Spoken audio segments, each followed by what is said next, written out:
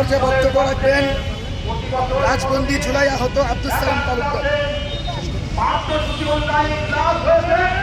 বিসমিল্লাহির রহমানির রহিম।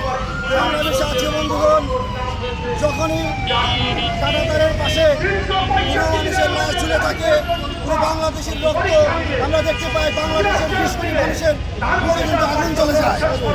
বাংলাদেশের 20 কোটি মানুষের মুখে আগুন চলে যায়। আমরা সংক্ষেপে একটি কথাই বলতে চাই,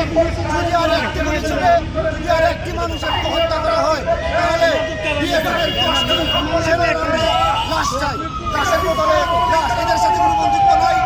এরা আসলে শান্তি বোঝে না, এরা আসলে মানবতা বোঝে না, এরা মানবতা বোঝে না, সম্মান বোঝে না। তাই এদের সাথে শান্তিপূর্ণ আলোচনা হতেই পারে না।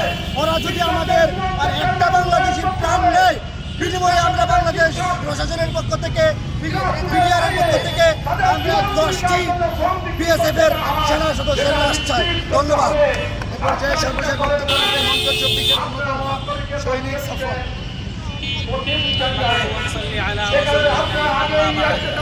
সংগ্রামী সহযোদ্ধা ভাইয়েরা, ভারত আমাদের বন্ধু রাষ্ট্র দাবি করে, কিন্তু আমরা কি দেখলাম 1971 সাল থেকে 2026 সাল পর্যন্ত ভারত আমাদেরকে 2025 জন মানুষকে হত্যা করেছে, বাংলাদেশ নাগরিককে হত্যা করেছে।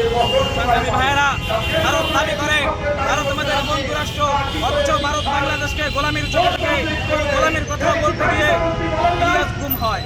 ভারত দাবি করে ভারত আমাদের বন্ধু রাষ্ট্র, কিন্তু আমরা খেয়াল করছি ভারত আমাদের উপর আধিপত্য বিস্তার করতে চায়। সেই আধিপত্যের বিরুদ্ধে কথা বলতে গিয়ে আমাদের সহযোদ্ধা শরীফ উসমান হাদি শহীদ হয়। সংগ্রামী ভাইয়েরা, আমরা পরিষ্কার জানিয়ে দিতে চাই, ভারত যদি আমাদের সাথে বন্ধুত্ব রাখতে চায়, সেটা হতে হবে ন্যায্যতার ভিত্তিতে।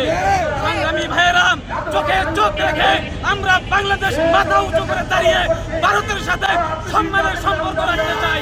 আর যদি শুধু বন্ধুত্বের গুলি দিয়ে আমাদেরকে বছর বছর লাশ উপহার দেবে, বছর বছর বিপ্লবীদেরকে হত্যা করবে, সীমান্তে ফেলানিদেরকে কাঁটাচারে ঝুলাবে, তাহলে এই সম্পর্কের ব্যাপারে আমরা জুতা মারি।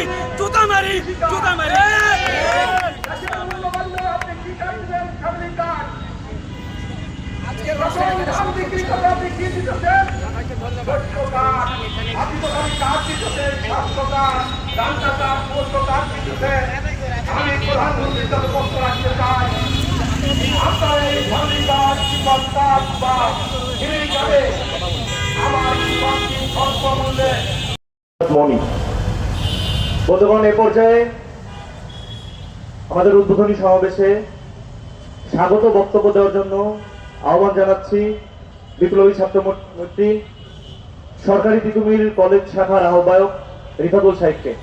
বক্তব্য রাখবেন রিফাতুল শাহীদ।